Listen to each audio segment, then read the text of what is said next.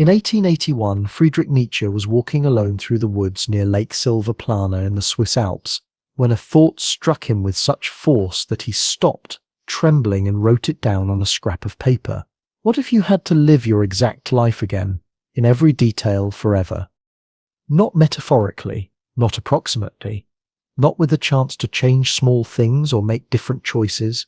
Every single moment, every decision you regret, every pain you have endured, every joy you have experienced, every word you have spoken or left unsaid, repeating infinitely in exactly the same way, the same conversations, the same mistakes, the same triumphs and humiliations, your entire existence locked into eternal recurrence, like a cosmic recording that plays forward to your death, and then immediately begins again from your birth forever.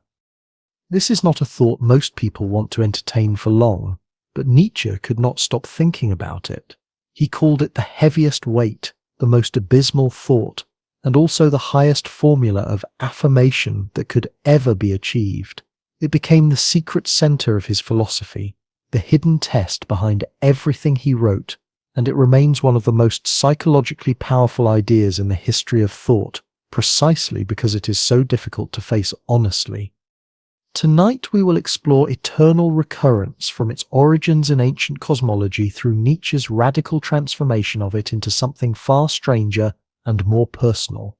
We will trace how this idea emerged during his solitary walks through alpine landscapes, how it connects to his concepts of the Übermensch and amor fati, and why modern physicists and philosophers still grapple with its implications.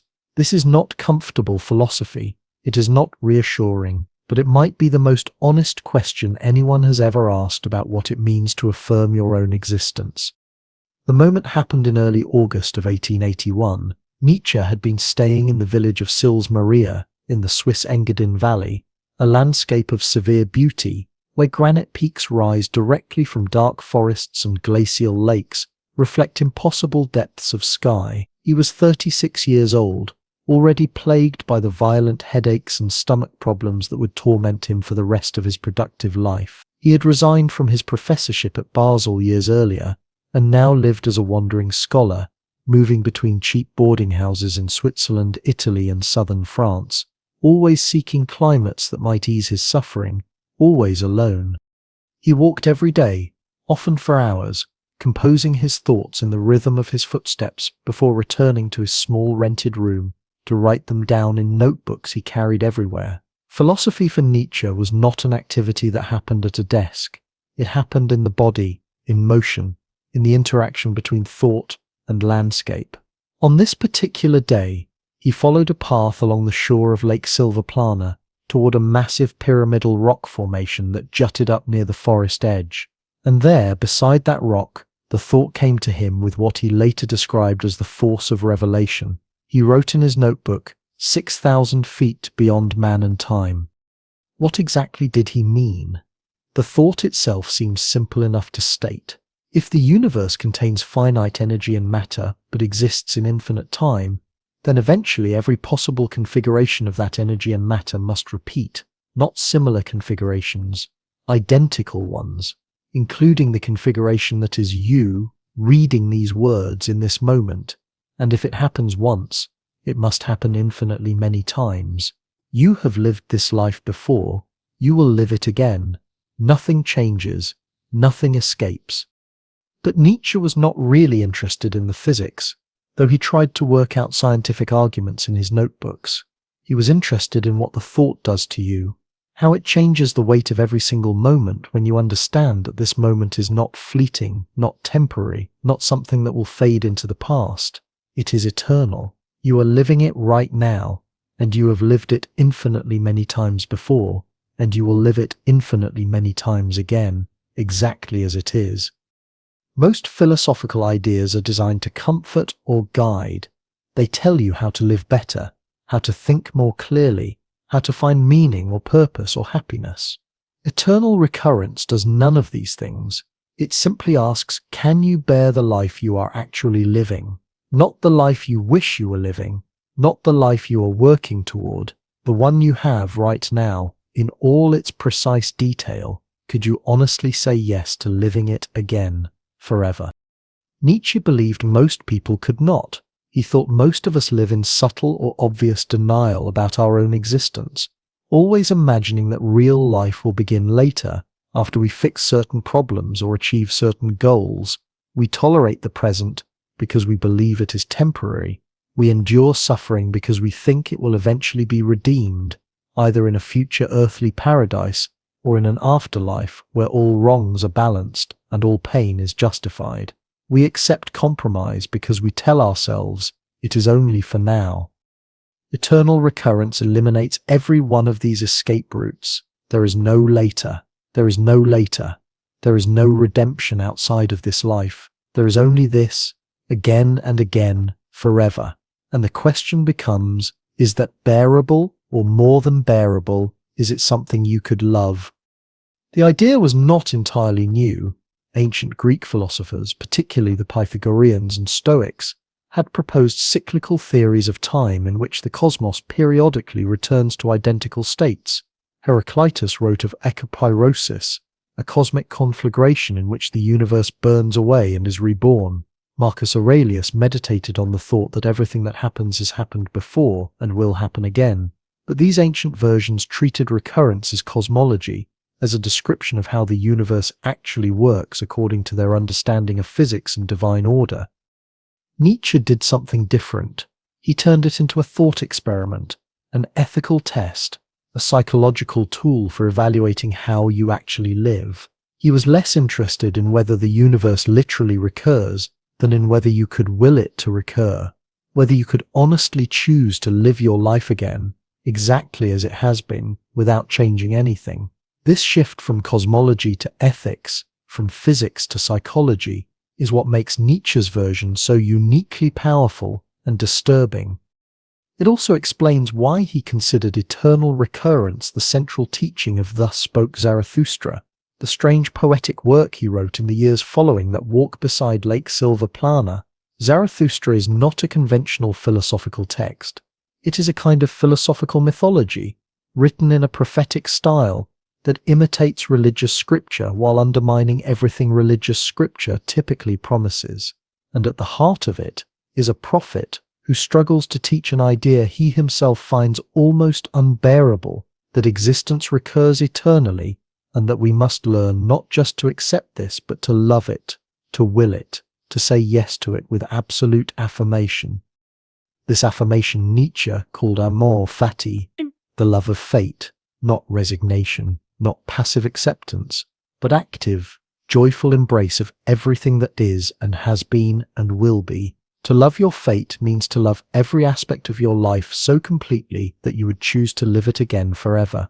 It means becoming the kind of person who creates a life worthy of eternal repetition. And this, Nietzsche believed, was the ultimate measure of human greatness, the defining characteristic of what he called the Übermensch, the human being who overcomes the need for external meaning and creates value from within.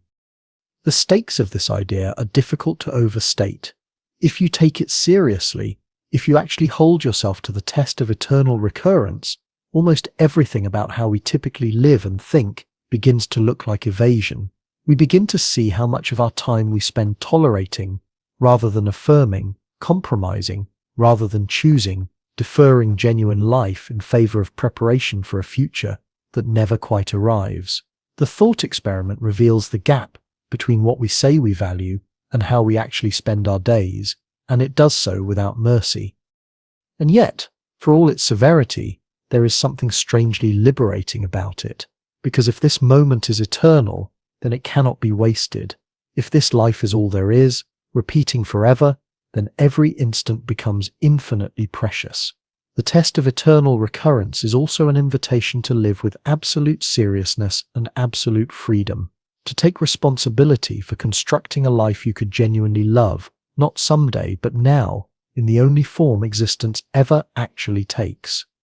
We begin with the moment by the rock, in the high alpine silence where Nietzsche first confronted the thought that would haunt and drive him for the rest of his working life. August 1881. The path along Lake Silvaplana cuts through stands of larch and stone pine, climbing gradually toward a shoulder of exposed granite where the forest opens into alpine meadow, Friedrich Nietzsche walked this route almost daily during his summer retreat in the Swiss Engadine, a region he had discovered 2 years earlier and already considered the landscape most conducive to his particular kind of thinking. He was 36 years old. His health was poor and growing worse. The headaches came with such violence that he often spent entire days in darkened rooms, unable to read or write, waiting for the pain to subside enough that he could return to work. His eyesight troubled him constantly. Digestion was an ongoing misery that forced him into elaborate dietary experiments, none of which seemed to help for long. He had resigned his professorship at the University of Basel 2 years earlier, unable to continue teaching through the physical wreckage of his body. Now he lived on a small pension, moving from one boarding house to another across Switzerland and Italy, seeking climates and altitudes that might offer relief. The solitude was both chosen and imposed. He had few friends left, and those he retained he saw rarely. His relationship with Richard Wagner, once the defining friendship of his life, had collapsed into bitter estrangement. His sister Elizabeth, with whom his connection would always remain complicated, was often elsewhere. His mother worried and disapproved from a distance.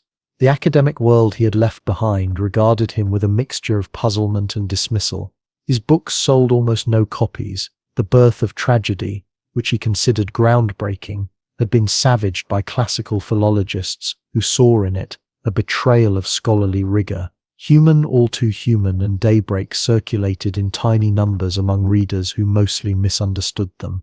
He was, by any conventional measure, a failure, writing for an audience that did not yet exist, producing work that his contemporaries could not categorize or appreciate. But the isolation also freed him. Walking alone for hours each day, he found that thoughts came to him with a clarity and force they never achieved in the presence of others. The combination of physical movement and mountain air seemed to unlock something in his mind. He carried paper and pencil always, stopping frequently to jot down sentences and fragments that would later be developed into published work. His notebooks from this period are dense with observations, aphorisms, experimental formulations, sudden insights that appear mid-page as though dropped from nowhere. He wrote quickly, urgently, aware that the clear hours between headaches were precious and unpredictable. On this particular day in early August, he was walking the path towards Surly, a route that passes a massive pyramidal boulder near the shore of the lake. The rock stands about 6,000 feet above sea level, a geological presence that would later acquire almost mythical significance in accounts of what happened there. Nietzsche himself would mark the location carefully in his memory, returning to it repeatedly in subsequent summers, treating it as a site of revelation. What occurred was not a gradual realization, but a sudden overwhelming thought that stopped him where he stood.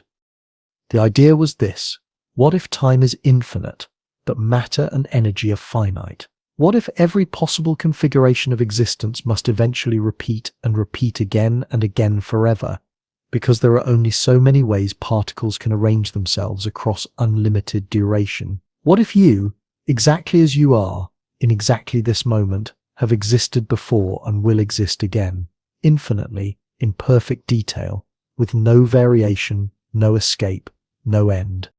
The force of it made him tremble. He wrote later that he felt he was standing at a threshold, that the thought had weight and momentum beyond anything he had encountered before. He pulled out paper and wrote frantically, trying to capture it before the clarity dissipated.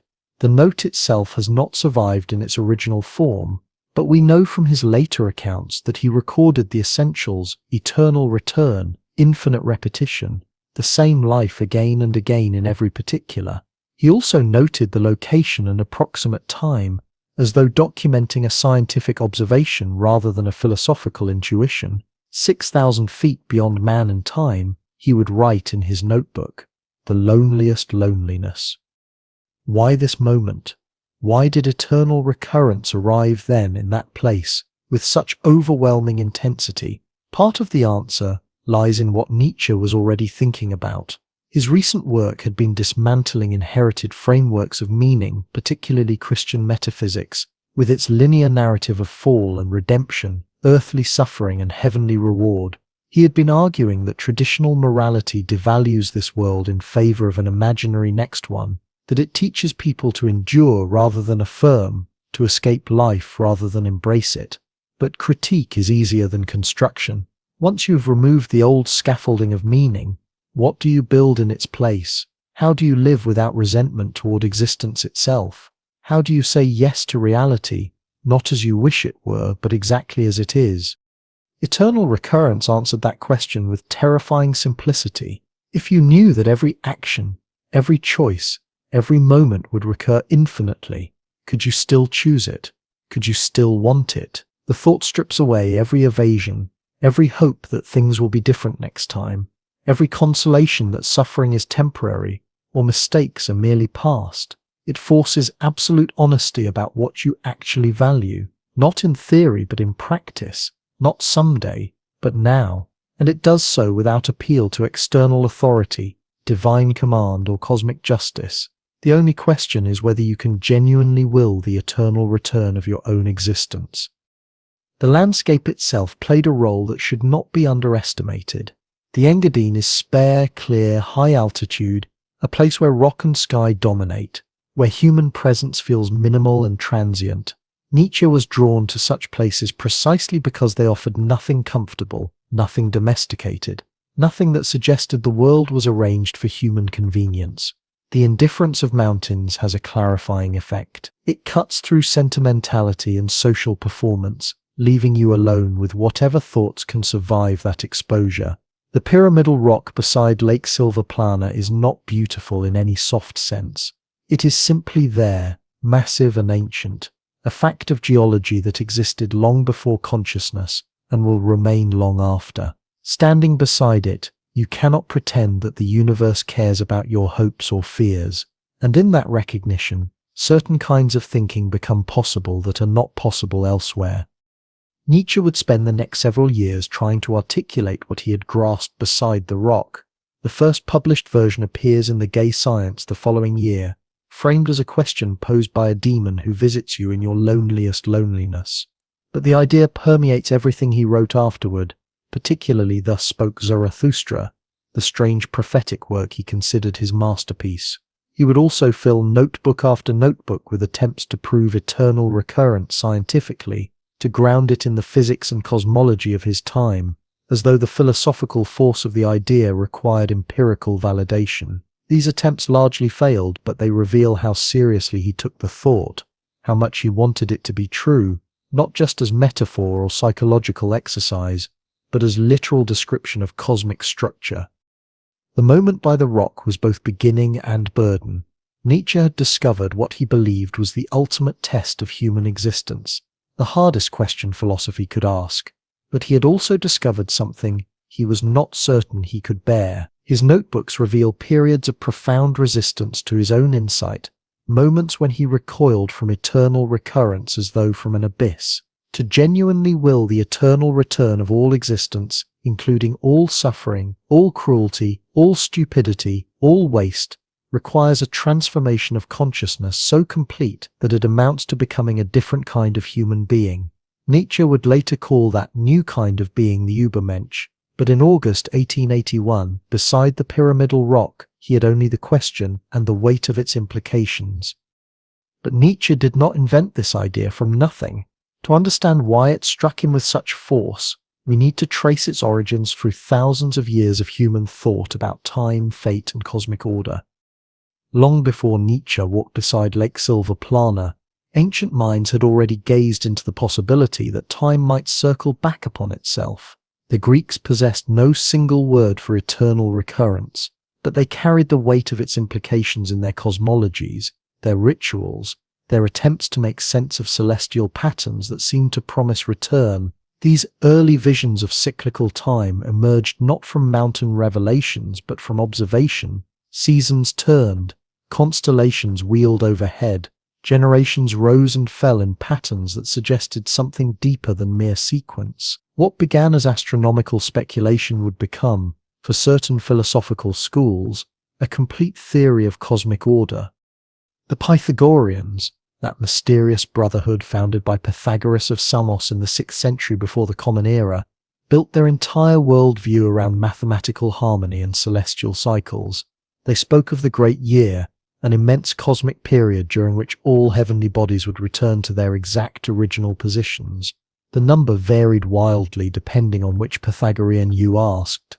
Some calculated it at 10,800 years, others at much longer spans. What mattered was not the precision but the principle. When the great year completed its circuit, they believed everything would begin again, not symbolically, actually. This was no vague mysticism. The Pythagoreans approached it with mathematical rigor. If the cosmos operated according to numerical principles, if planetary motions followed ratios and harmonies, then given sufficient time, those harmonies must repeat. A lyre string returns to its starting position after each vibration. Why should the universe be any different? They even claimed that in each cycle, the same individuals would return. Pythagoras himself would teach again in another great year. The same students would gather, the same theorems would be proved. Nothing would change because nothing could change. The mathematics permitted only one arrangement. But there existed a darker vision, one that would haunt Western thought for centuries. Heraclitus of Ephesus, who lived around 500 years before the Common Era, spoke of fire as the fundamental substance of reality. Everything flowed, changed, transformed. You could not step into the same river twice because fresh waters were always flowing in. Yet beneath this flux, Heraclitus proposed something stranger, echoprosis, cosmic conflagration. At fixed intervals, the entire universe would ignite, consumed completely in world fire. From those flames, the cosmos would be reborn, reconstituted atom by atom according to the same principles that governed its previous existence. The fragments of Heraclitus that survive are gnomic, oracular, deliberately cryptic. He wrote that fire lives the death of earth, and air lives the death of fire, water lives the death of air, and earth that of water. Transformation through destruction, the universe breathing in and out across aeons. But here is what made Heraclitus different from the Pythagoreans. He seemed less interested in whether the next cosmic cycle would be identical than in the fundamental principle that nothing escapes change, not even the cosmos itself. Reality was process, becoming, eternal flux. If it all burned and reformed, that simply proved the point. Permanence was illusion. The Stoics, that school of philosophy that dominated educated Roman thought for centuries, took these ideas and systematized them into doctrine. Cleanthes, Chrysippus, and later thinkers constructed an elaborate cosmology in which the universe did indeed undergo periodic destruction by fire and periodic renewal. But unlike Heraclitus, who seemed comfortable with ambiguity, the Stoics made a startling commitment. They insisted that each new cosmic cycle would be absolutely identical to the previous one, not similar, identical. Marcus Aurelius, emperor and philosopher, wrote in his Meditations sometime around 170 of the Common Era, "All things from eternity are of like forms and come round in a circle." He was not speaking poetically.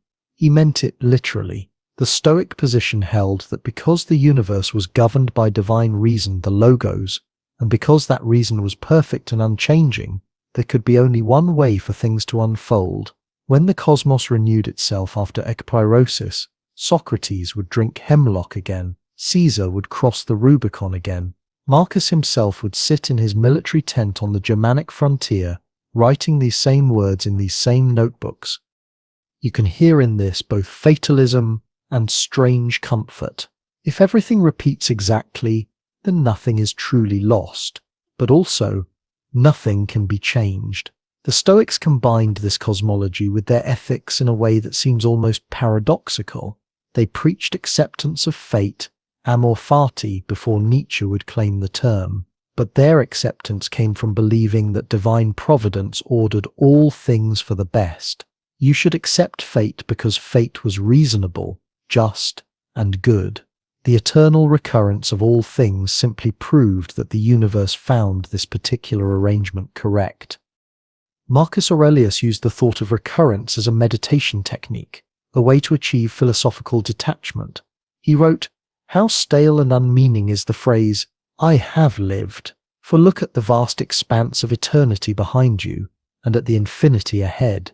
In this infinity, what difference is there between a life of 3 days and a life of 3 generations?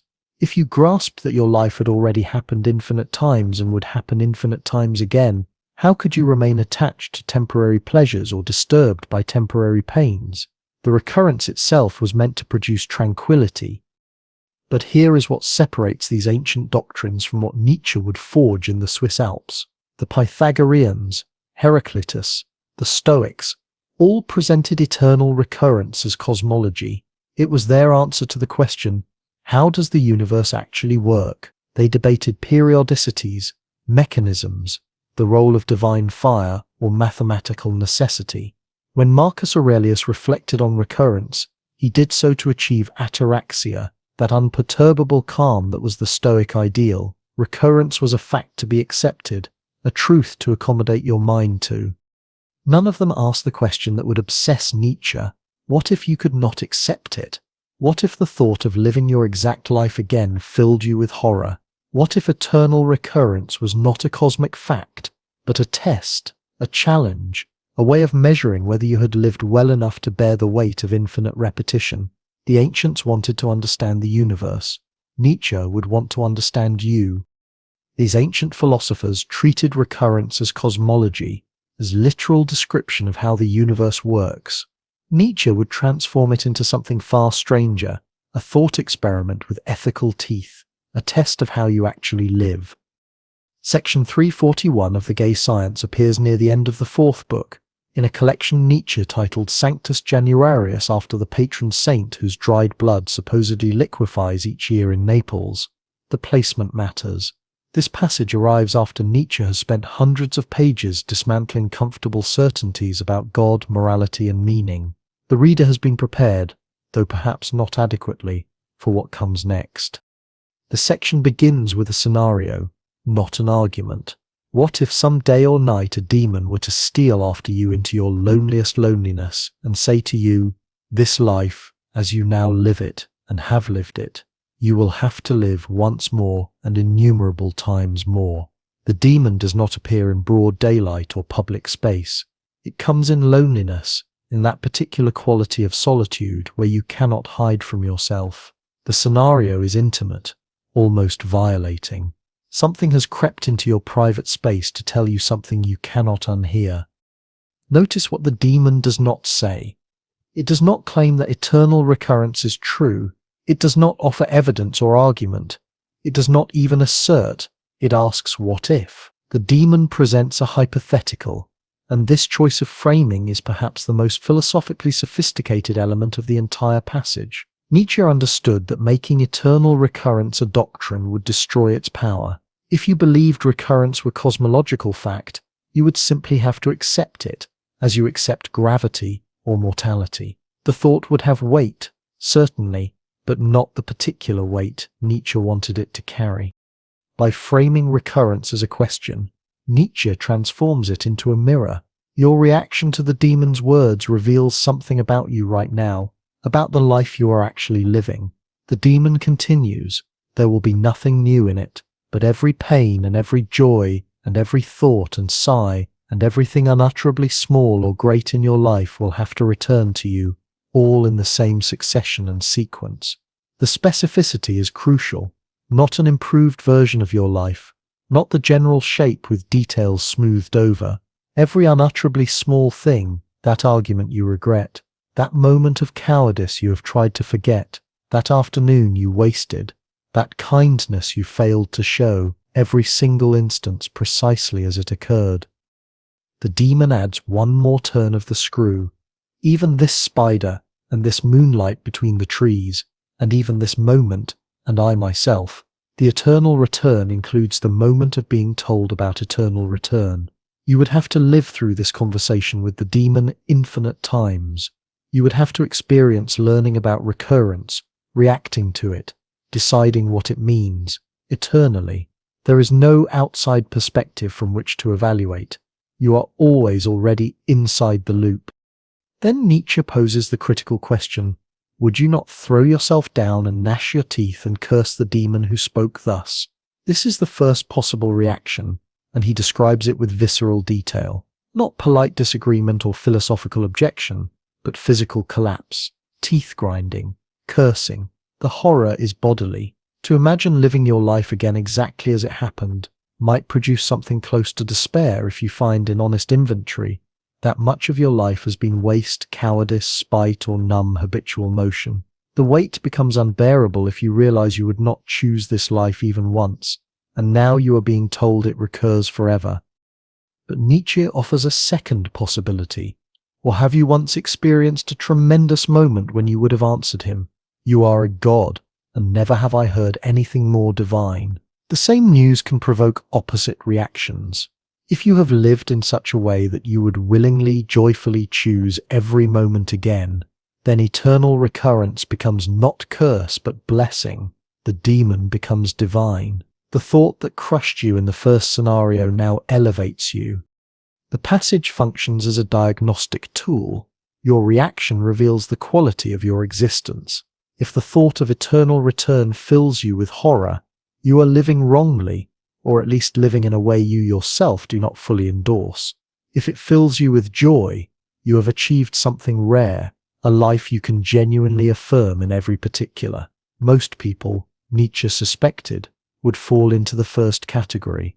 Most lives would fail this test. But why call it the greatest weight?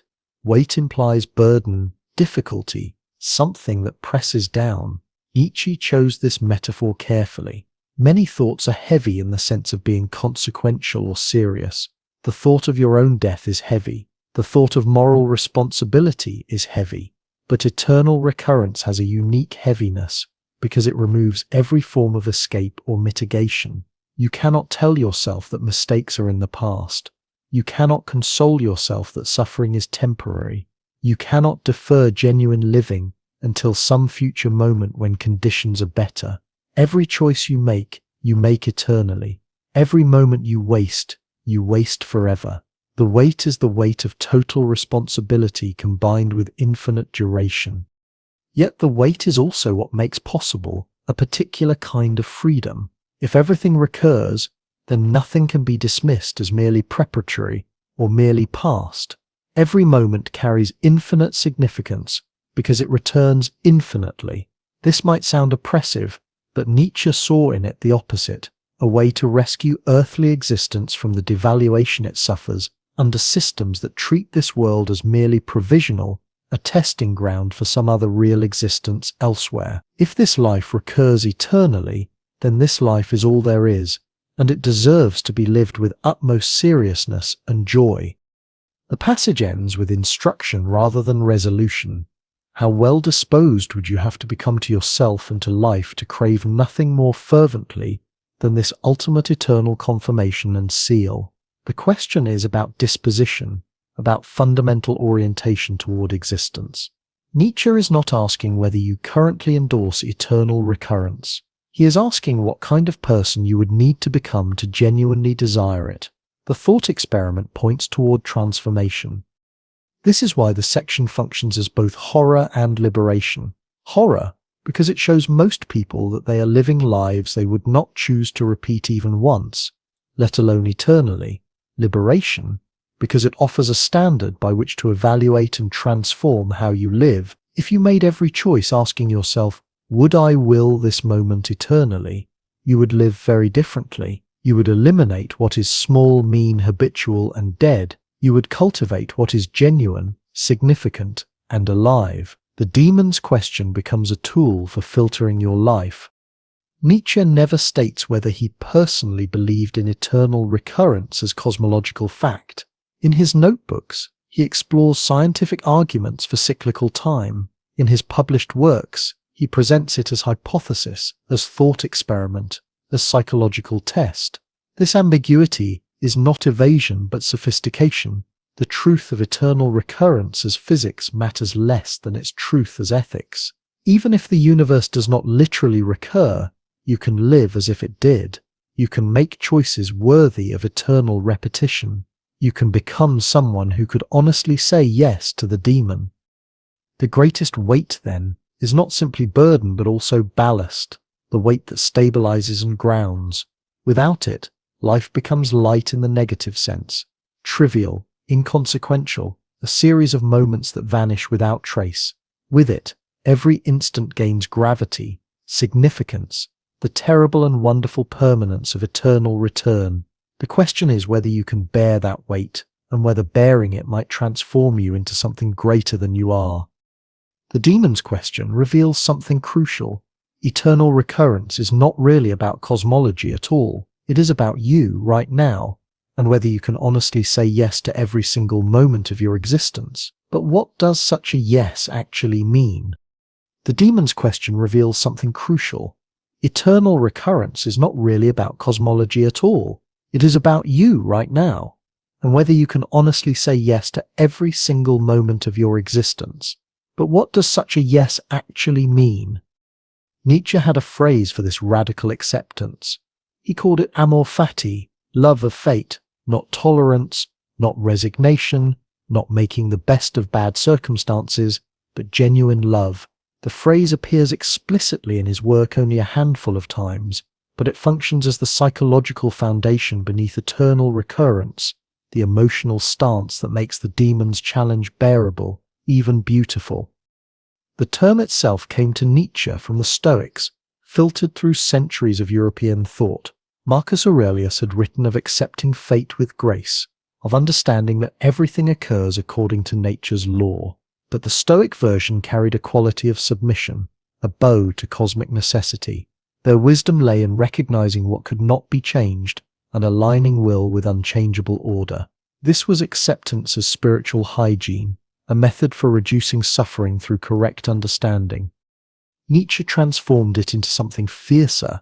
In 1882, the same year he published The Gay Science with its demon passage, he was working through this concept in his notebooks. He wrote that his formula for greatness in a human being is amor fati, that one wants nothing to be different, not forward, not backward, not in all eternity, not merely to bear what is necessary, still less to conceal it, but to love it. Notice the escalation. Not endure, not accept, not even embrace, love. The difference matters enormously. You can accept your circumstances while despising them, bearing what must be borne through gritted teeth. You can embrace difficulty as a path to growth while secretly wishing it could have been otherwise. But love requires something else entirely, a fundamental shift in how you relate to reality itself. This is where eternal recurrence becomes the ultimate test of amor fati. The demon's question forces absolute honesty. Would you want your life again, exactly as it happened? Every choice, every failure, every moment of shame or suffering or meaningless waiting. If you flinch, if any part of you recoils and says no, not that, anything but that eternal repetition, then you have not achieved amor fati. You are still in negotiation with existence, still holding out for a different deal. Nietzsche saw most people spending their lives in precisely this negotiation. They endure the present for the sake of a different future. They justify suffering as temporary. They tell themselves that pain has purpose, that sacrifice leads to reward, that current misery earns future compensation. This is the structure of hope as Nietzsche understood it, and he considered hope a poison, perhaps the worst poison in the human spirit. Christianity perfected this poison. It taught humans to devalue earthly existence entirely, treating life as a test, a trial, a temporary affliction to be endured for the sake of eternal reward elsewhere. Every pain became meaningful only as currency for heaven. Every pleasure became suspect, a temptation away from what truly mattered. The entire weight and value of existence was transferred to an imaginary afterlife, leaving the actual world drained of significance. Nietzsche saw in this a profound sickness, a turning away from life itself. The Christian who suffers patiently, who accepts humiliation and pain as paths to salvation, has not achieved amor fati. They have achieved its opposite, amor mortis, love of death, love of anything but this world, this body, this irreversible moment. They say yes to existence only insofar as it leads to something else, somewhere else, someone else. Eternal recurrence destroys this escape route completely. If this life recurs infinitely, exactly as it is, then there is no elsewhere. There is no compensation waiting. There is no higher meaning imposed from outside. Every moment either justifies itself or it does not. Every experience either deserves infinite repetition or it reveals that you have lived wrongly, chosen wrongly, become someone you cannot honestly will to be again and again forever. This is why amor fati functions as the psychological precondition for willing eternal return. You cannot will the return of something you secretly despise. You cannot genuinely say yes to infinite repetition while harboring the thought that things should have been different. The demon's question reveals whether you actually love your fate or merely tolerate it. But here is where Nietzsche's concept becomes strange and difficult. Amor fati is not passive. It does not mean accepting whatever happens with empty equanimity. It does not counsel against striving, against changing your circumstances, against fighting for what you want. This is not Eastern detachment or Stoic apathy dressed in German philosophy. Instead, amor fati means becoming the kind of person who creates a life worthy of infinite affirmation. It means making choices so fully aligned with who you are that you would will them eternally. It means transforming yourself until you can look at your entire existence, including its suffering and failure and absurdity, and say yes again, exactly this forever. This requires tremendous psychological transformation. Most people, Nietzsche thought, live in bad faith with themselves. They make compromises they cannot justify, follow paths they do not believe in, become people they quietly despise. They accumulate regrets, resentments, unlived possibilities. Their lives are haunted by alternative versions of themselves, roads not taken, choices they wish they could unmake. To such a person, eternal recurrence is pure horror. It means living the compromises forever. It means never escaping the choices you made from fear or confusion or weakness. It means permanent entrapment in a life you only half wanted, repeating infinitely the moments you most wish you could erase. But for someone who has achieved amor fati, who has transformed themselves into someone capable of genuinely loving their fate, eternal recurrence becomes something else entirely. It becomes the ultimate affirmation, the final yes that validates existence completely. Such a person can hear the demon's question and feel not terror but joy, not weight but lightness. They can say, yes, this exact life, every single moment of it, again and again forever. I would not change a thing. Nietzsche knew how rare such people were, how difficult the transformation required. In his notebooks he wrote of amor fati as a formula for greatness, implying that only the exceptional could achieve it. Most humans would fail the demon's test. Most would discover that they had lived lives they could not honestly will to repeat. This is not moral judgment in the conventional sense. Nietzsche is not saying these people are bad or wrong. He is saying they are unfree, trapped in their own half-commitments and evasions. They have not taken full responsibility for their existence. They are still hoping for rescue, still waiting for meaning to arrive from elsewhere, still treating life as something to be gotten through, rather than something to be fully inhabited and loved. The path to amor fati, then, becomes the path to freedom. It means cutting away everything you cannot honestly will to repeat forever. It means making choices so completely your own that you would want them eternally. It means transforming your relationship to suffering itself, finding a way to love even the difficult parts of existence, not because they lead to something else, but because they are part of the whole that you affirm. This is why Nietzsche saw Christianity as the great enemy of amor fati. Christianity teaches that earthly suffering is valuable only as it leads to heavenly reward. It teaches that this world is fallen, that the body is corrupt, that natural desires are sins to be overcome. It places meaning and value always elsewhere, always later, always in another realm entirely. It makes genuine amor fati impossible by definition because it requires you to fundamentally reject fate, to see earthly existence as something to be transcended rather than affirmed. To will eternal recurrence is to become a particular kind of person, one who creates rather than receives meaning. Nietzsche had a name for such a person, though the name itself has been dangerously misunderstood. Between 1883 and 1885, Nietzsche published 4 slender volumes under one title, Also sprach Zarathustra, Thus spoke Zarathustra. The book reads nothing like conventional philosophy. There are no arguments in the traditional sense, no systematic proofs, no careful definitions building toward conclusions. Instead, a prophet descends from a mountain after 10 years of solitude to teach humanity about the death of God, the Übermensch, and eternal recurrence. He speaks in parables and riddles. He sings and dances. He fails repeatedly to make himself understood. This was deliberate. Nietzsche had spent years writing careful scholarly prose, had trained as a classical philologist, knew exactly how philosophical arguments were supposed to proceed. He chose to abandon that method entirely for his most important idea.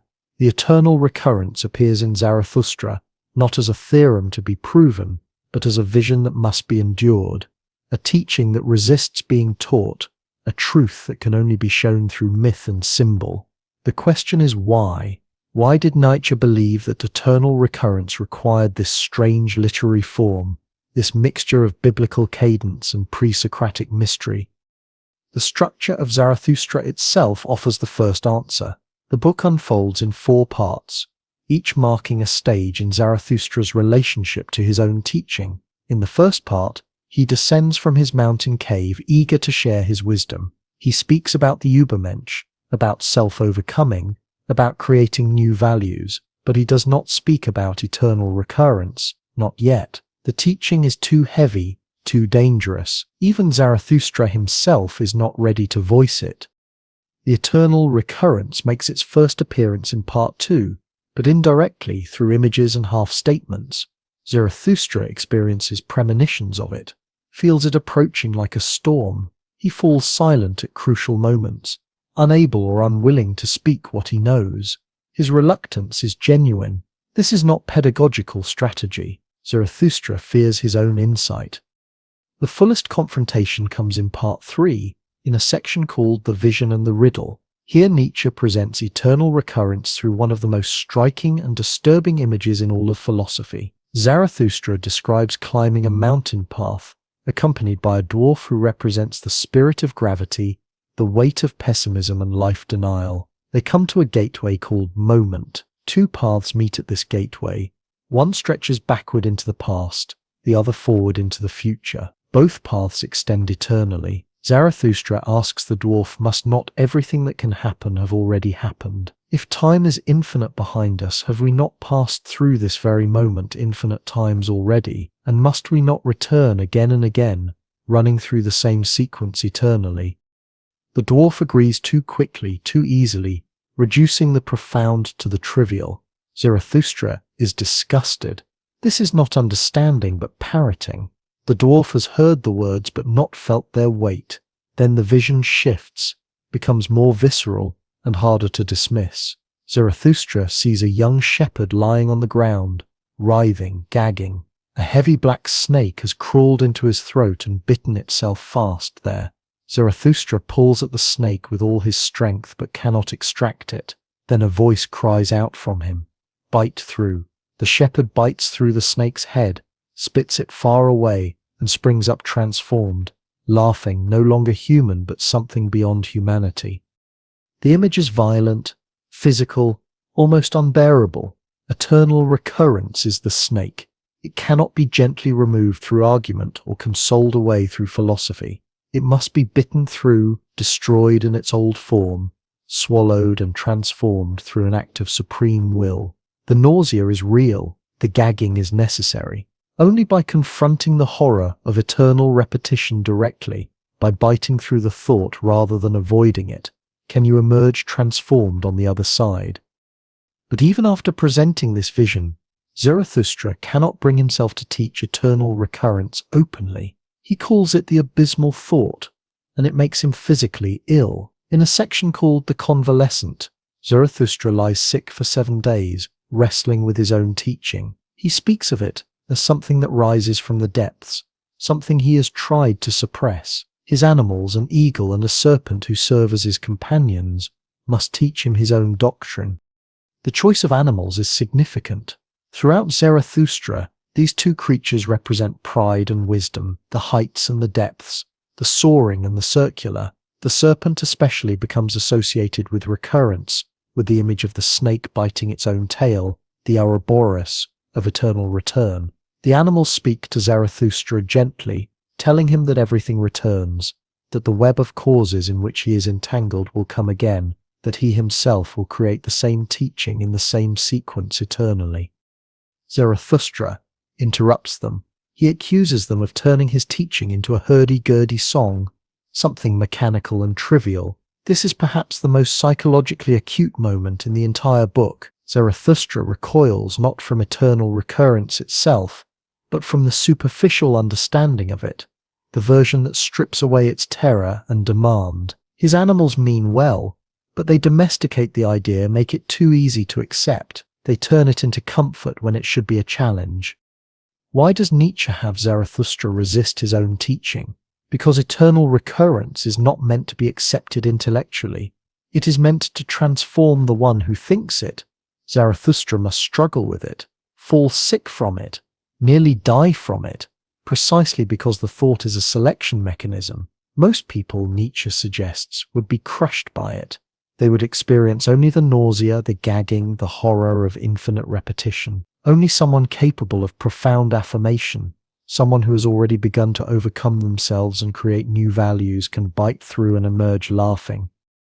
The literary form Nietzsche chose for Zarathustra makes sense now. Philosophical arguments proceed by logic and evidence. They aim to convince through reason, but eternal recurrence is not a conclusion reached through reasoning. It is a psychological and existential challenge, a test of your capacity for affirmation. It works on you below the level of argument, in the same way that myth and poetry work, through image and feeling and visceral response.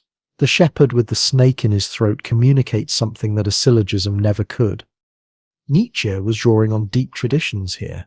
The name Zarathustra itself comes from Zoroaster, the ancient Persian prophet who taught a dualistic cosmic religion. By placing eternal recurrence in the mouth of a prophet rather than a professor, Nietzsche signals that this teaching belongs to a different register than academic philosophy. It requires revelation, transformation, a break with ordinary consciousness. The biblical cadences and the elevated poetic style reinforce this. You are meant to hear Zarathustra as you would hear a sacred text, not because Nietzsche wants to found a new religion, but because the teaching demands that kind of total existential engagement. Yet, there is also deep irony here. Zarathustra proclaims the death of God, insists that humanity must create its own values, rejects all transcendent meaning, but he does so in the style of a prophet, using the language of revelation and sacred mystery. Nietzsche is both honoring and subverting religious discourse, suggesting that the highest truths still require a language of ultimacy, even when those truths concern only this world, this life, this endless return of the same. The fourth and final part of Zarathustra shows the prophet still struggling, still failing to find anyone who truly understands. He encounters various higher men, including former kings, a magician, an old pope whose god has died, the ugliest man who has killed God. These figures represent different responses to the death of meaning, different ways of coping with nihilism, but none of them can fully embrace eternal recurrence. Even at the end of the book, Zarathustra remains fundamentally alone with his teaching, waiting for others who can hear it and affirm it without flinching. This loneliness is essential to the teaching. Eternal recurrence, as Nietzsche presents it in Zarathustra, is not a doctrine for the masses. It is a secret teaching for those who can bear it, those who are becoming something beyond merely human. The literary form reflects this. Zarathustra speaks in parables and riddles not to obscure the teaching, but because the teaching itself is a kind of riddle, a test that each person must solve for themselves through lived transformation rather than intellectual assent. Zarathustra struggles with his own teaching because eternal recurrence is not meant to comfort. It is meant to select. But select for what? What kind of human being does this thought experiment demand? Zarathustra struggled with eternal recurrence because the thought demanded a kind of human being that did not yet exist. To genuinely will every moment of existence back again, Every pain and triumph and mediocrity eternally recurring required something beyond mere acceptance or resignation. It required a transformation so complete that Nietzsche needed a new word for it. He called this future being the Übermensch, and no concept in his philosophy has been more catastrophically misunderstood. The word itself resists clean translation. Übermensch means literally overhuman or beyond human, but English translators have rendered it as Superman, overman, superhuman, and beyond man, each carrying connotations Nietzsche never intended. The comic book superhero association alone has done immense damage to understanding what Nietzsche actually meant. He was not describing someone with extraordinary powers or physical dominance. He was describing someone who had overcome something far more difficult than external obstacles: the human need for external validation, for cosmic purpose, for moral certainty handed down from above. The Übermensch represented Nietzsche's answer to what he called the death of God. If there is no divine lawgiver, no heavenly Father watching and judging, no ultimate cosmic purpose toward which history progresses, then meaning must come from somewhere else. Most people, confronted with this absence, either pretend God is not dead or fall into nihilism and despair. The Übermensch does neither. This figure creates values rather than discovering them, affirms existence rather than transcending it, says yes to life without needing to believe it serves some higher purpose. This is where eternal recurrence and the Übermensch connect with absolute necessity. You cannot genuinely will eternal recurrence while believing your suffering serves some future redemption. You cannot affirm infinite repetition while hoping that history is progressing toward utopia, or that your pain will be rewarded in heaven. Eternal recurrence strips away every form of deferral, every promise that meaning lies somewhere other than here and now. The only way to pass the demon's test is to find your life so valuable, so worth living, that you would choose its infinite return not despite its suffering, but as a complete package that cannot and should not be separated into acceptable and unacceptable parts. The Übermensch is the name for someone capable of this affirmation, but reaching this capacity requires what Nietzsche called self-overcoming, a concept that appears throughout his work as the fundamental activity of life itself. Self-overcoming means perpetually transcending your current values, beliefs, and limitations, not to reach some final perfect state, but because growth and transformation are the essence of vitality. It means being willing to destroy your own dearest convictions when they no longer serve life. It means taking responsibility for creating meaning rather than consuming meanings created by others. This is why eternal recurrence both requires and creates the overhuman. The thought experiment itself functions as a selecting mechanism. Most people, Nietzsche believed, would fail the test. They would recoil from the demon's question because their lives are filled with resentment, with judgments that existence should be other than it is, with secret wishes that they could undo their choices, or that they will be compensated elsewhere for their earthly suffering. Christianity, in Nietzsche's analysis, was fundamentally a religion of recurrence denial. It taught humans to devalue this world in favor of the next, to see earthly life as a trial to be endured rather than an opportunity to be seized, to hope that the meek would inherit some future kingdom rather than taking power in this one. But someone who had truly overcome these reactive patterns, someone who had learned to create rather than obey values, someone who had stopped measuring existence against imaginary perfect worlds, this person could look the demon in the eye and respond with joy. The eternal yes is not a grim acceptance, but an ecstatic affirmation, what Nietzsche sometimes called a Dionysian embrace of existence in all its cruelty and beauty, its creativity and destruction inseparably intertwined. The process of becoming overhuman has nothing to do with genetic superiority or social domination, though 20th century readers managed to torture the concept into justifying exactly such horrors.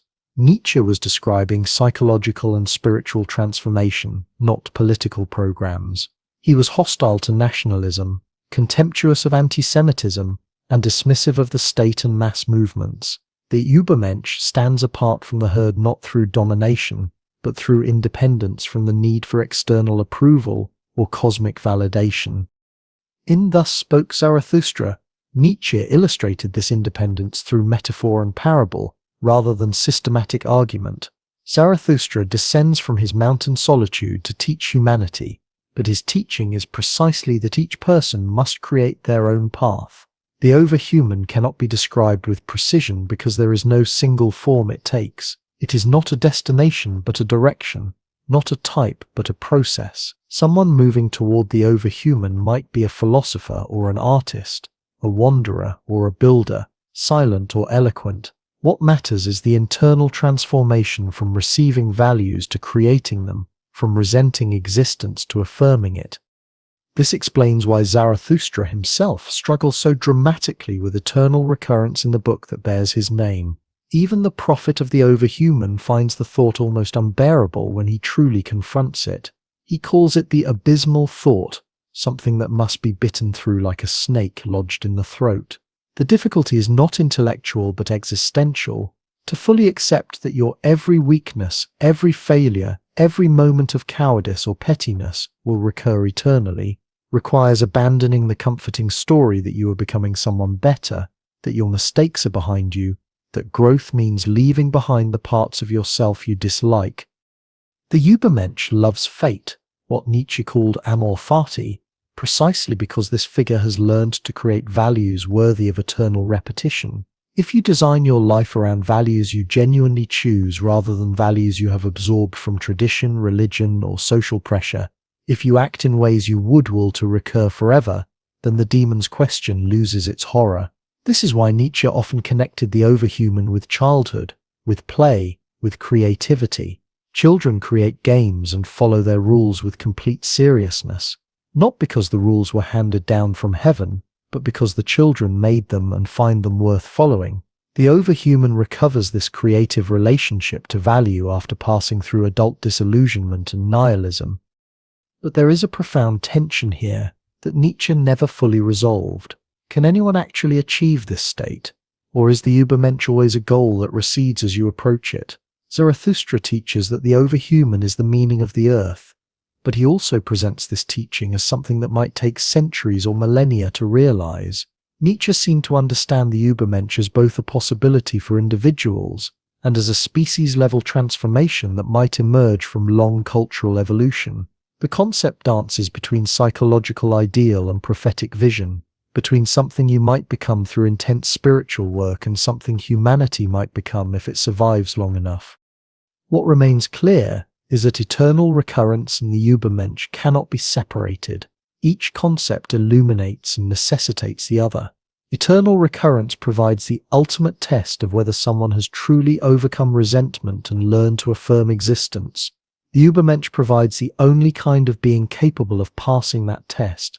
Together, they challenge every moral system based on future redemption, every philosophy that sees earthly life as preparation for something better, every psychology that needs cosmic meaning to justify human existence. The challenge is radical because it is entirely immanent. Nietzsche offers no heaven, no utopia, no progressive history marching toward justice.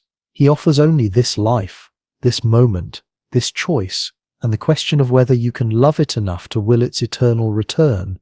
The Übermensch is simply the name for someone who can answer yes without lying. But can eternal recurrence be more than metaphor? Nietzsche himself seemed uncertain whether to present it as physics or poetry, cosmology or psychology. His notebooks reveal a philosopher torn between scientific hypothesis and ethical ideal. Friedrich Nietzsche kept notebooks, hundreds of them, filled with fragments, aphorisms, calculations, questions that led nowhere, and questions that exploded into entire philosophies.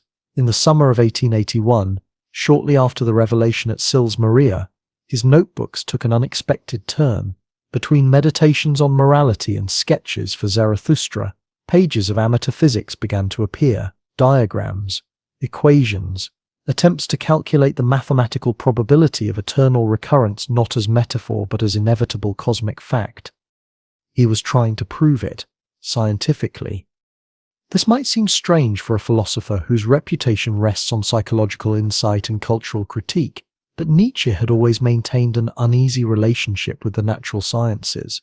He respected them deeply, envied their claims to certainty, and worried that philosophy without scientific grounding would dissolve into mere poetry.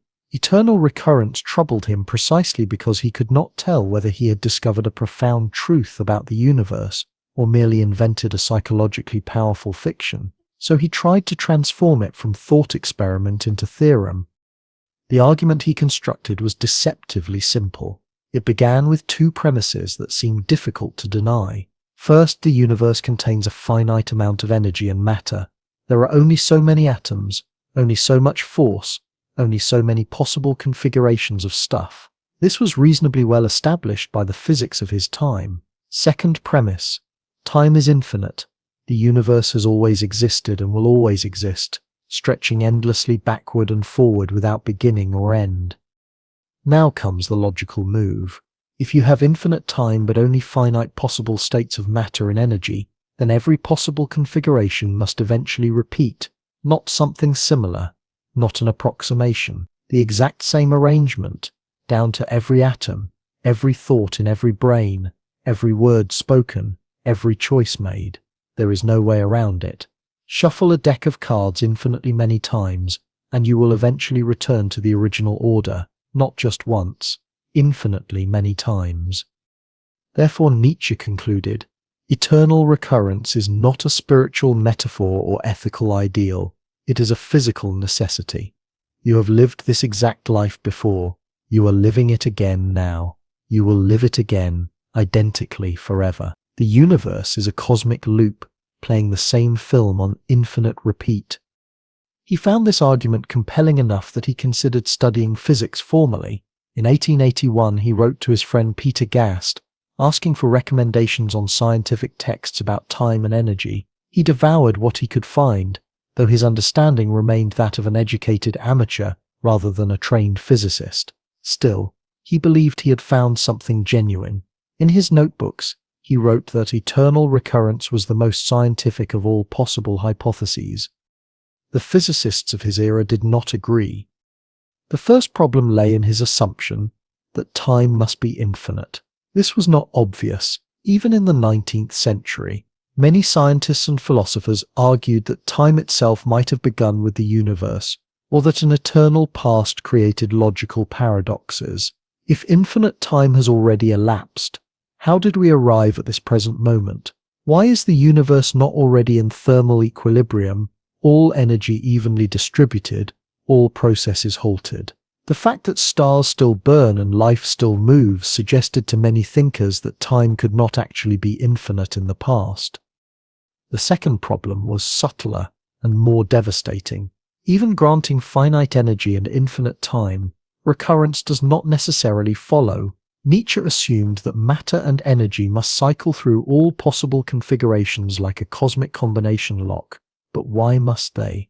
Physical systems tend toward entropy, toward disorder and heat death. They do not naturally cycle back to previous states. A dropped glass shatters. It does not, given enough time, spontaneously reassemble. The equations of thermodynamics permitted only one direction, toward increasing entropy, toward the final stillness of maximum disorder. This was the second law of thermodynamics well established by Nietzsche's time, and it seemed to directly contradict eternal recurrence. If the universe is moving toward heat death, toward a state where all energy is evenly distributed and nothing can happen anymore, then there is no cycle, just a one-way descent into eternal frozen silence. Nietzsche was aware of this objection. In his notebooks he wrestled with entropy and tried to find loopholes. Perhaps, he suggested, the laws of thermodynamics applied only to closed systems, and the universe as a whole was not closed. Perhaps there were mechanisms of cosmic renewal that physics had not yet discovered. Perhaps the heat death itself was an error in scientific thinking. These were not frivolous objections. He was grasping toward questions that physics would continue to struggle with for decades. But he never found a satisfactory answer. The scientific case for eternal recurrence remained unproven, and Nietzsche knew it. Yet he could not let the idea go. It had struck him with too much force, revealed too much about how he actually wanted to live, so the question shifted. Perhaps eternal recurrence did not need to be physically true to be philosophically essential. In 1890, 7 years after Nietzsche's mental collapse, the French mathematician Henri Poincaré published a theorem that seemed at first glance to vindicate something like Nietzschean recurrence. The Poincaré recurrence theorem proved that certain kinds of physical systems, if you wait long enough, will return arbitrarily close to their initial state. Not exactly the same, but close enough that the difference becomes negligible. This sounds like eternal recurrence, but the devil lives in the details. Poincaré's theorem applies only to very specific kinds of systems, closed, conservative, and governed by Hamiltonian mechanics. The universe as a whole may not qualify. Even if it does, the recurrence times involved are cosmically absurd. For a system as complex as the observable universe, the expected time until recurrence is not millions or billions of years. It is exponentially longer than the current age of the universe raised to exponentially large powers, a 1 followed by so many zeros that writing them down would require more particles than exist. For all practical purposes, Poincaré recurrence might as well be never. You will not live this life again before the last black hole evaporates and the final photon disperses into the void. Whatever ethical or existential force eternal recurrence carries, it cannot rest on Poincaré's mathematics. Modern physics offers no more comfort to Nietzsche's cosmological aspirations. Quantum mechanics introduces fundamental randomness into the universe, suggesting that even if configurations repeated, the outcomes would differ. General relativity permits space-time geometries where time is finite or circular or branching in ways that defy simple recurrence. Current cosmology suggests the universe had a beginning in the Big Bang and will likely expand forever, cooling into darkness rather than cycling back. Some fringe theories propose cyclical cosmologies, conformal cyclic cosmology, or ekpyrotic scenarios where universes bounce and repeat, but these remain speculative and do not support the kind of exact personal recurrence Nietzsche envisioned. You, with your specific memories and choices, are not preserved through a cosmic bounce. At best, something statistically similar might emerge unimaginably far in the future, but it would not be you in any meaningful sense. The scientific question, then, resolves against Nietzsche. Eternal recurrence is almost certainly not how the universe works. Time does not loop. Your life will not repeat. The demon's promise is, cosmologically speaking, false. And yet, Nietzsche himself seems to have half known this. In The Gay Science, he presents eternal recurrence as a question posed by a demon, not a theorem announced by a physicist. In Thus Spoke Zarathustra, he buries the teaching in myth and poetry rather than argument and proof. When he calls it the greatest weight, he is not describing the mass of planets, but the psychological gravity of imagining your life repeated forever. The thought experiment does not require actual recurrence to function. It requires only your honest response to the possibility. Perhaps the scientific failure is, in fact, the key to understanding what Nietzsche really discovered. If eternal recurrence were physically certain, it would be just another fact about the universe, like gravity or entropy, something to accept because you have no choice. But as a thought experiment, as an ethical test, it demands something harder. It asks you to live as if your choices mattered eternally, not because they do in some cosmic ledger, but because you have decided they should. It asks you to affirm your existence so completely that you would will its infinite repetition, even knowing that repetition will never come. This is a more radical demand than mere cosmology could ever make. It shifts the burden from the universe to you. Not does the universe recur, but would you want it to? Whether or not the universe actually recurs, the thought experiment retains its power. Perhaps that was always the point, not to describe reality, but to test your relationship to it. But what happens when you take the test seriously? Suppose you wake tomorrow morning with the demon's question lodged in your mind like a splinter, not as philosophy, not as cosmology, but as something immediate and practical. Would you will this day, exactly as you are about to live it, to return eternally? The thought experiment stops being abstract the moment you try to use it, and that is precisely what Nietzsche intended. Eternal recurrence was never meant to sit comfortably in books. It was designed to change how you make decisions, how you evaluate your own life, how you move through each irreversible moment. The simplest application transforms any choice into a different question. Most ethical frameworks ask whether an action will produce good consequences, whether it conforms to duty, whether it maximizes happiness or minimizes harm. Eternal recurrence asks something far more personal and demanding. Can you honestly will this action to repeat forever? Not just its results, not just its intentions, but the action itself, exactly as you perform it, infinite times. The shift is subtle but radical. You are no longer calculating outcomes or following rules. You are testing your relationship to the deed itself. Consider something ordinary, how you speak to someone who irritates you. A utilitarian calculus might weigh the consequences of politeness against honesty. A deontological framework might invoke duties of respect or principles of truthfulness. Eternal recurrence asks, can you will this exact conversation, including your tone, your hidden contempt, your strategic word choices, to recur eternally?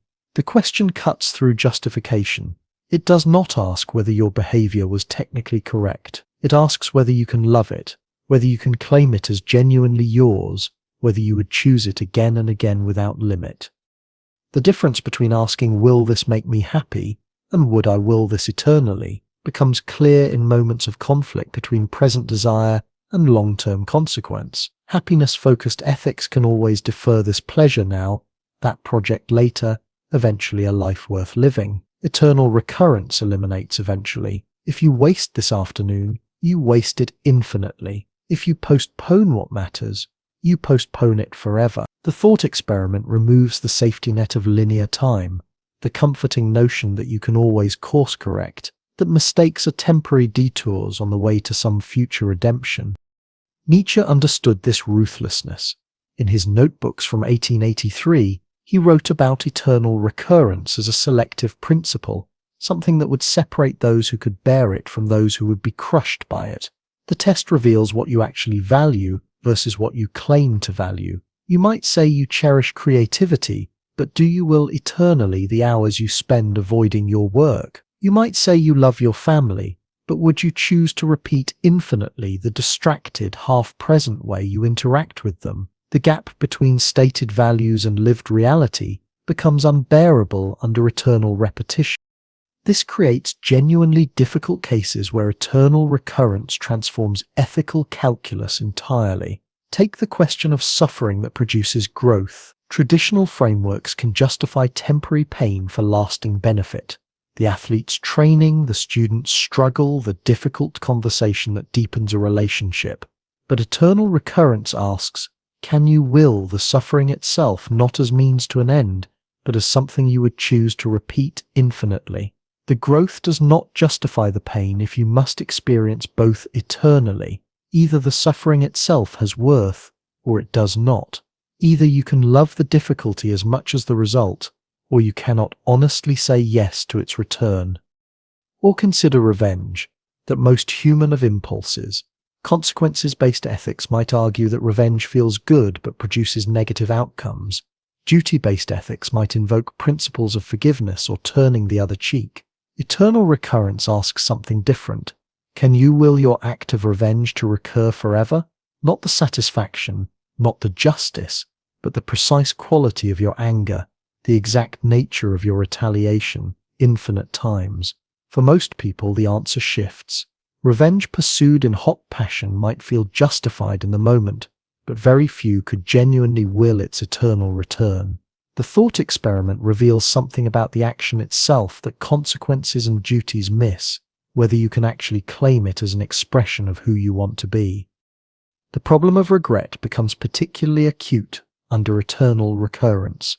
Traditional ethics allows for learning through mistakes. You did something wrong. You understand why. You do better next time.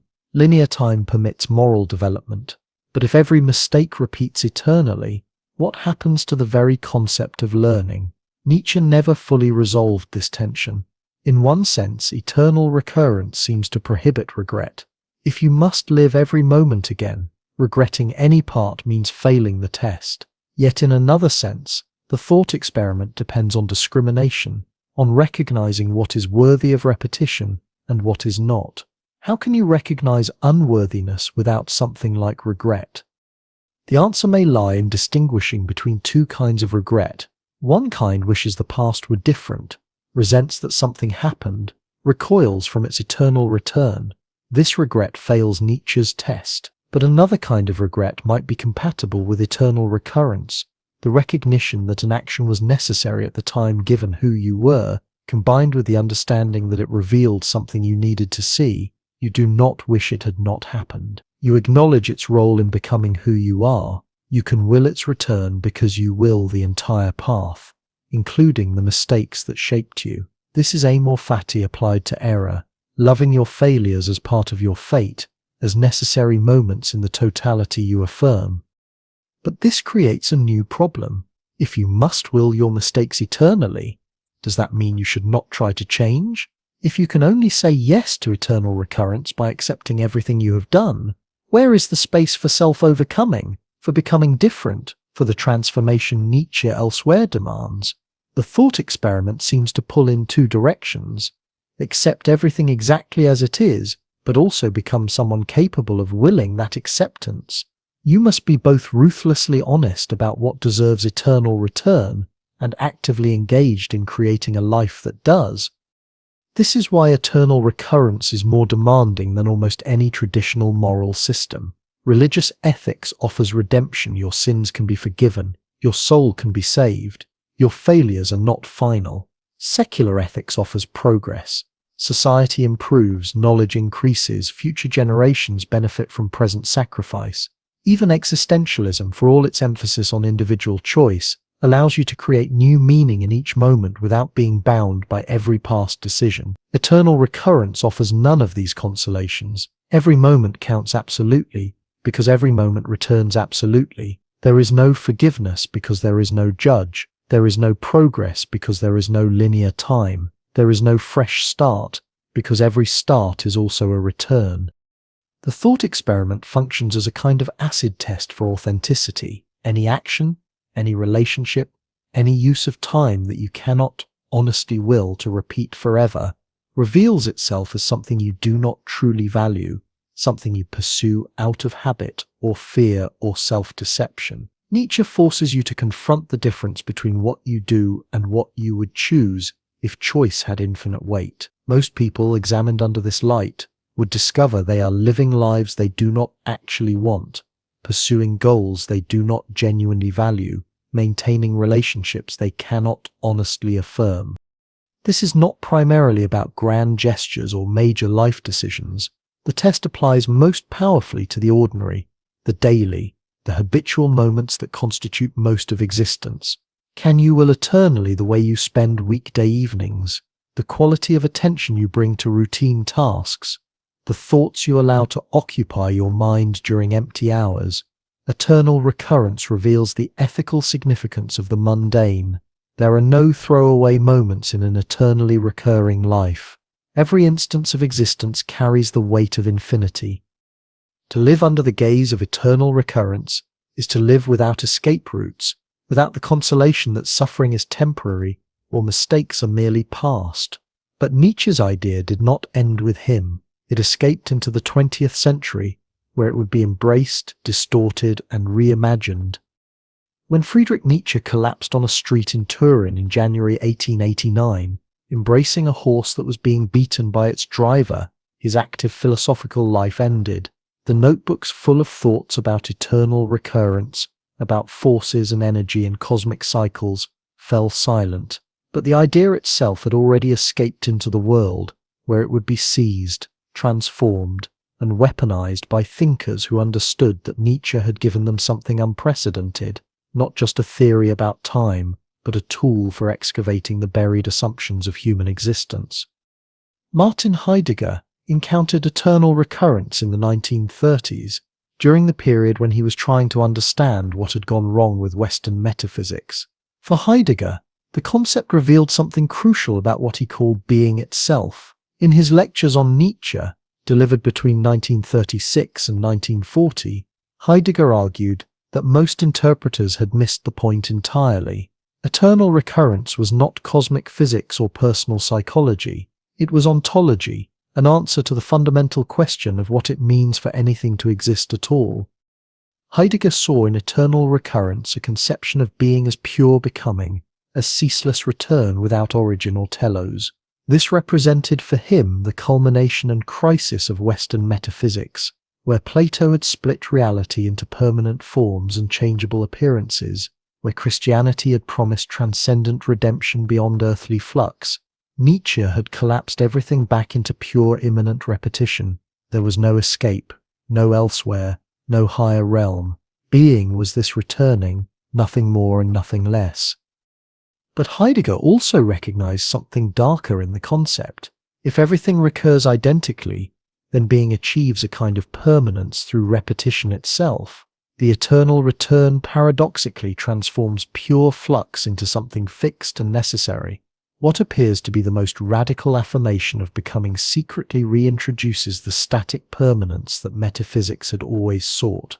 The snake bites its own tail, and philosophy circles back to its beginning without realizing it has moved at all. Whether Heidegger was right about this remains contested.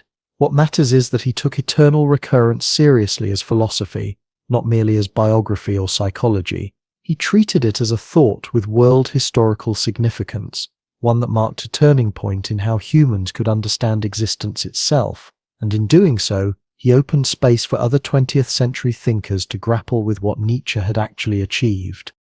Across the border in France, the existentialists were having their own reckoning with Nietzschean ideas.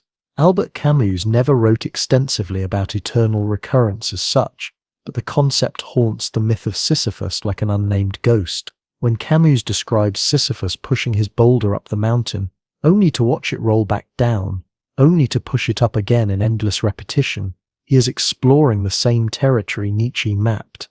The question is not whether the repetition is cosmically real, but whether Sisyphus can affirm his absurd task without hope, without meaning imposed from outside, with nothing but the doing itself. Camus famously concludes that we must imagine Sisyphus happy. This is pure amor fati, translated into existential terms. The happiness does not come from the completion of the task, from any reward or external purpose. It comes from the total ownership of the task itself, from choosing what cannot be avoided, from saying yes to the eternal return of meaningless labor, because it is your meaningless labor, yours to own and affirm. Jean-Paul Sartre engaged more directly with Nietzsche, though often critically. For Sartre, the emphasis on eternal recurrence risked obscuring human freedom. If everything recurs exactly as it was, where is the space for genuine choice, for the radical freedom that Sartre insisted defined human existence? Yet Sartre also recognized that the thought experiment functioned as a test of authenticity. To ask whether you would will something eternally is to strip away self-deception, to force confrontation with what you actually value rather than what you claim to value. The tension here is productive. Eternal recurrence seems to threaten freedom by suggesting everything is predetermined to repeat, but it also radically intensifies freedom by making every choice infinitely consequential. If this moment recurs forever, then your freedom in this moment carries eternal weight. You cannot defer genuine decision to some future self or some better circumstance. The freedom is now, in the recurrence, or nowhere at all. Meanwhile, in a very different intellectual tradition, the historian of religion Mircea Eliade was discovering eternal return everywhere he looked in myth and ritual. His book, The Myth of the Eternal Return, published in 1949, traced the concept through archaic religions, showing how traditional societies lived in sacred time that endlessly repeated primordial archetypes. New Year festivals reenacted creation myths. Religious rituals abolished profane historical time and restored participants to the eternal present of the gods.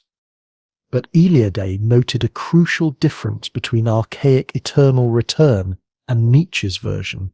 Traditional societies used cyclical time as escape from history, from the terror of linear time where events happen once and are gone forever. By returning to mythic origins, they denied the ultimate reality of historical change and suffering. Nietzsche's eternal recurrence does the opposite. It affirms history absolutely, makes every historical moment infinitely real by making it recur exactly as it was. Nothing is erased, nothing is redeemed, nothing is escaped. This inversion fascinated Eliade. Nietzsche had taken the psychological structure of archaic religion and turned it inside out, creating a modern myth that forced people to bear the full weight of historical existence rather than flee from it. Whether this was sustainable for human psychology, whether people could actually live under such weight, remained an open question. The question became literature in Milan Kundera's The Unbearable Lightness of Being, published in 1984. Kundera begins with eternal recurrence and immediately inverts it. What if things happen only once, never to return? Then they have no weight, no substance, no lasting consequence. They are light, unbearably light. History becomes a sketch, relationships become weightless, choices lose their gravity because nothing is permanent enough to matter. Kundera's characters struggle between lightness and weight, between the freedom of non-recurrence and the meaninglessness it threatens to produce. Thomas, the surgeon afraid of commitment, lives in perpetual lightness, arranging his life to avoid any accumulation of weight or consequence. Teresa seeks weight, permanence, something solid enough to last. The eternal recurrence lurks as the absent presence that would give weight to lightness, that would make their choices matter by making them eternal. But Kundera never resolves the tension. He leaves his readers suspended between Nietzsche's weight and the lightness of singular occurrence. Perhaps this irresolution is the point. The unbearable quality is not lightness or weight separately, but the impossibility of choosing between them, of knowing which kind of existence we actually inhabit. In contemporary physics, eternal recurrence appears in stranger forms. Conformal cyclic cosmology, proposed by Roger Penrose, suggests that the universe might undergo infinite cycles of expansion and rebirth. Each cycle begins with something like a Big Bang, and ends when the universe has expanded so thoroughly that time itself becomes meaningless, which somehow becomes identical to the starting conditions of a new cycle. Whether this counts as eternal recurrence in Nietzsche's sense is debatable. The cycles are not identical, and Penrose explicitly denies that consciousness or memory carries through from one aeon to the next. Quantum mechanics raises different possibilities. If the many worlds interpretation is correct, every quantum event spawns branching universes containing all possible outcomes. In infinite time with finite possibilities, every possible configuration must recur infinitely many times across the multiverse. You exist not once but infinitely, living every possible variation of your life simultaneously across different branches. This is eternal recurrence multiplied into a cosmic kaleidoscope, though again it lacks the exact identity that Nietzsche seemed to require. Contemporary philosophers still argue about whether eternal recurrence should be taken literally or metaphorically, whether it functions as ethics or metaphysics or psychology. Some, like Bernard Reginster, argue that the thought experiment only works if we believe recurrence is literally true. Others, like Alexander Nehammers, insist that it functions perfectly well as a regulative ideal, a test we apply regardless of cosmology. The debate continues because the question refuses to settle into one category or another. What remains consistent across all these interpretations and transformations is the recognition that Nietzsche had isolated something essential about human existence and its relationship to time. Whether the universe actually recurs matters less than the question the thought experiment forces. Can you affirm your life as it is, without subtraction or addition, without hope that suffering will be redeemed or promise that things will improve? Not just accept it, not just endure it, but actively will its eternal repetition. These thinkers recognized what Nietzsche understood. Eternal recurrence is less about time than about honesty. It strips away every excuse, every maybe later, every deferral of genuine life, which brings us back to the original question. The demon does not come with warning. It arrives in ordinary moments, in the space between decisions, in the quiet after consequences have settled. You already know the question. What if a demon crept after you one day or night into your loneliest loneliness and said, "This life as you now live it and have lived it, You will have to live once more and innumerable times more, and there will be nothing new in it. But every pain and every joy and every thought and sigh and everything unutterably small or great in your life will have to return to you, all in the same succession and sequence. The eternal hourglass of existence is turned upside down again and again, and you with it, speck of dust. With everything we have traced through ancient circles and alpine revelations, through Zarathustra's struggle and the weight of affirmation, the question returns stripped of escape routes. This is not asking whether you believe the universe literally recurs. This is not cosmology dressed as ethics. This is Nietzsche handing you a mirror that shows not your face but your choices, and asking, is this worth infinity? The demon's question forces a specific kind of honesty that almost nothing else in human experience demands. Most ethical systems offer you improvement, redemption, progress towards something better. Christianity promises heaven. Buddhism promises escape from the wheel. Modern therapy culture promises healing. Political ideologies promise justice, eventually, utopia after the revolution. All these systems assume your current life is insufficient, a stepping stone towards something else. The demon allows no such comfort. There is no later. There is no better version coming. There is only this, again, exactly as it happened. What kind of life would you need to build to genuinely will its eternal return? Not tolerate, not accept, but actively will, love, say yes to with your whole being. Start with the small moments, the ones you think do not matter, the commute you barely notice, the conversation you half listen to while checking your phone, the meal you eat without tasting because you are already thinking about what comes next. Under the gaze of eternal recurrence, these moments do not vanish into forgettable routine. They return. That distracted conversation happens again. That meal you did not taste repeats infinitely. Suddenly, the throwaway moments gain terrible weight. You cannot defer genuine attention to some future perfect day. This is the day, this moment, and it will be this moment forever. The test becomes more demanding when you reach decisions you regret, the relationship you entered for wrong reasons, the career path you chose out of fear rather than desire, the words you said in anger that cannot be unsaid. Traditional morality offers penance, growth, learning from mistakes. The eternal recurrence offers none of that comfort. You will make that mistake again. You will say those words again. The relationship you regret will happen exactly as it happened, in all its painful detail, infinitely. There is no cosmic ledger where suffering now pays for joy later. There is only the exact pattern, returning. This is where most people would gnash their teeth and curse the demon who brought such news. And perhaps that tells you everything you need to know about how you are actually living.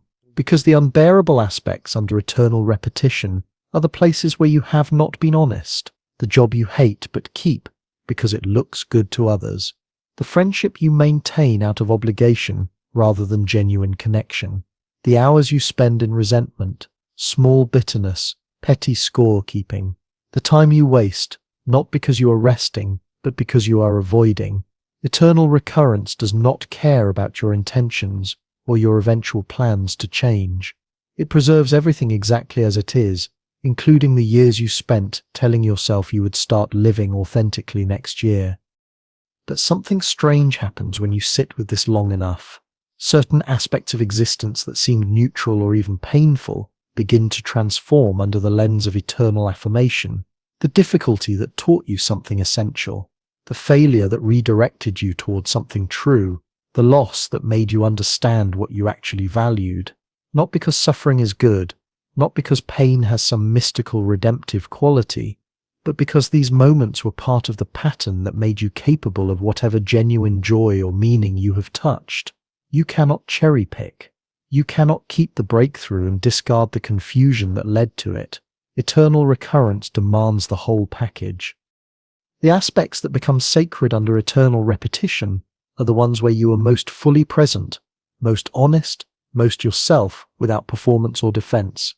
The conversation where you risked real vulnerability, the work you did not, because it would lead somewhere but because the work itself mattered. The moment you helped someone without calculation, the afternoon you spent completely absorbed in something beautiful or fascinating, the love you gave without keeping score. These moments do not need improvement.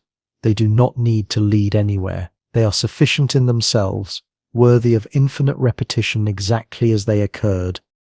This is what Nietzsche understood with such clarity that it nearly destroyed him.